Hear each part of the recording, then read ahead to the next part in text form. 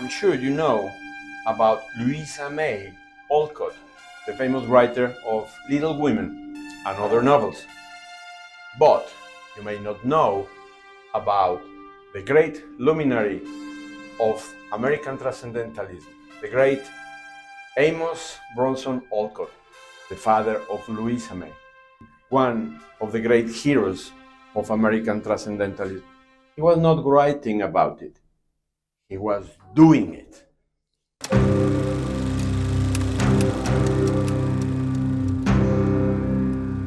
Welcome to Concord, Massachusetts, one of the most beautiful places in New England.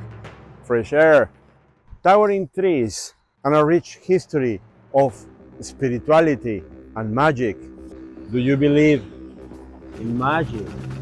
Today, I am literally in the footsteps of some of the most important American philosophers: Emerson, Thoreau, Hawthorne, and here is Orchard House.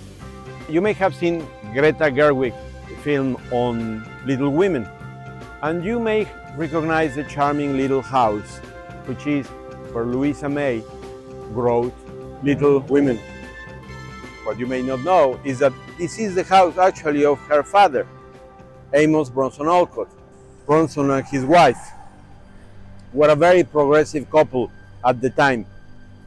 They encouraged their daughters for education, for learning, for self-growth, as they believed that women are equal to men. So they encouraged their development.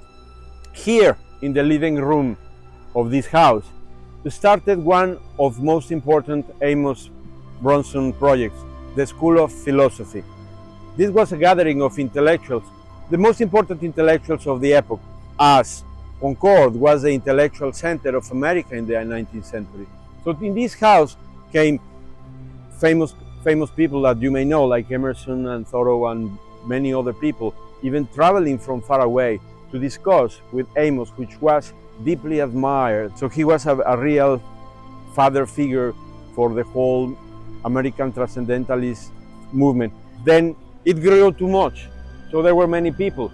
So they had to open the windows so that people could hear what Amos Bronson, which was a fantastic speaker, was saying.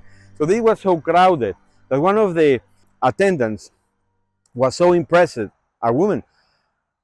She gave Bronson $1,000 check so that he could build the barn where the School of Philosophy was held up until today.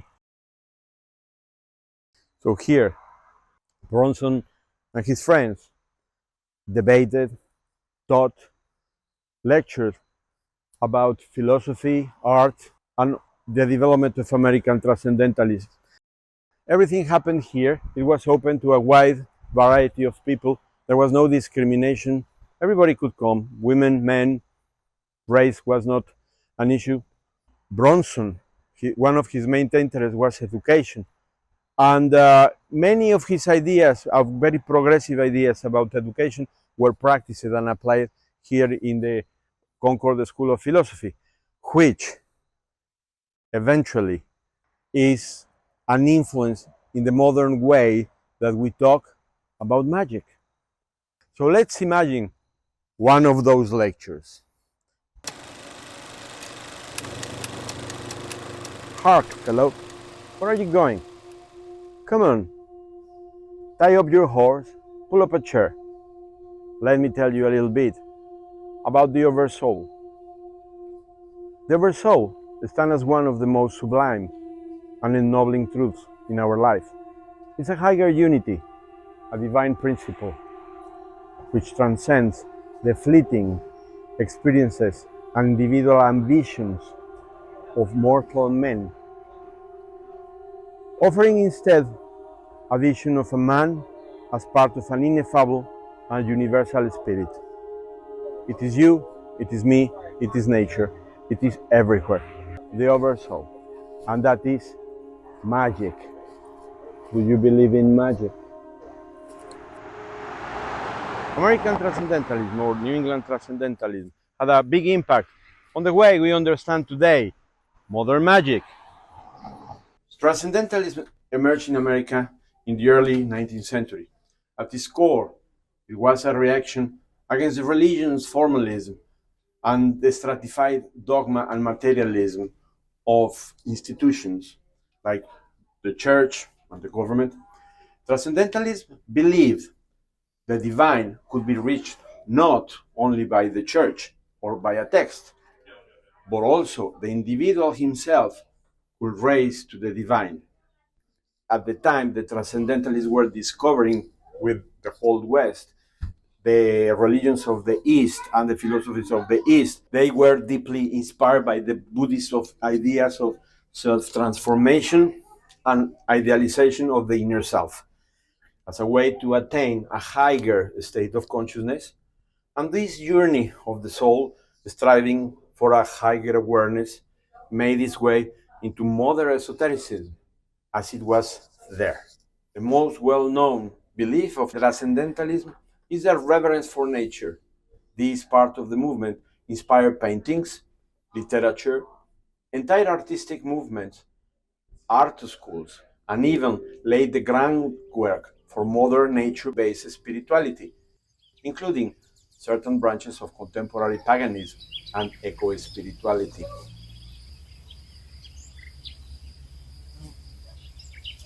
Oh, someone forgot to turn on the mic.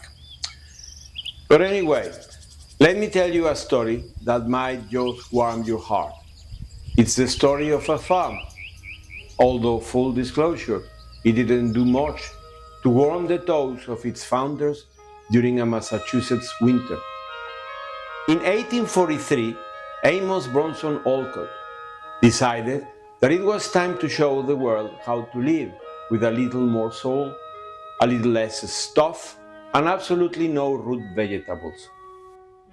Together with a small band of like-minded idealists, Alcott launched a bold experiment called Fruitlands. Nestled in the serene fields of Harvard, Massachusetts, Fruitlands was a piece of land where Alcott and his friends moved to start a commune. It was more than a farm. It was a living, breathing attempt to embody the lofty ideals of Transcendentalism. Self-reliance, harmony with nature, moral purity, and spiritual growth were to be cultivated. They ate no meat.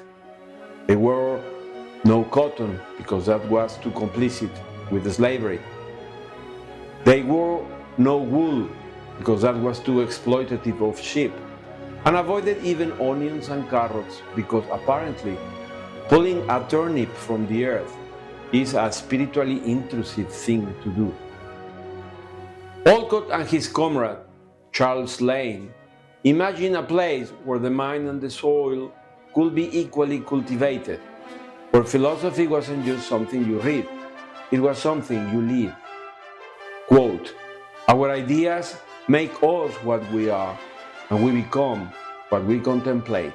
End of quote. And what they contemplated was a society of gentleness, justice, and inner transformation. But the Massachusetts winter was not informed of the Fruitlands plans. The New England winter isn't for the faint of heart or the thinly insulated. Due to lack of preparation and farming skills, Fruitlands crops failed, tempers flared, and by the following January, just 7 months after they started, Fruitlands had withered like an unharvested squash. And yet, even if superficially winter had the upper hand, I think Fruitlands was a great success. What matters is that they tried. They dared to ask, what if we build a world not on profit and machinery, but on conscience and care? They dared to put their ideas into practice. Fruitlands may have collapsed under ice and snow, but it lit a torch that others will carry, that no winter can ever fade. The celebrated Amos' daughter, Louisa May Alcott, who was just a child at the time, later wrote about Fruitlands in her little story, Transcendental Wild Oats, that I encourage you to read. It is hilarious. So next time you slip your herbal tea, or consider composting your carrot tops, or toiling at your allotment, remember those brave, cold, hungry souls who believed with all their hearts that the world could be better, and were bold enough to live that belief.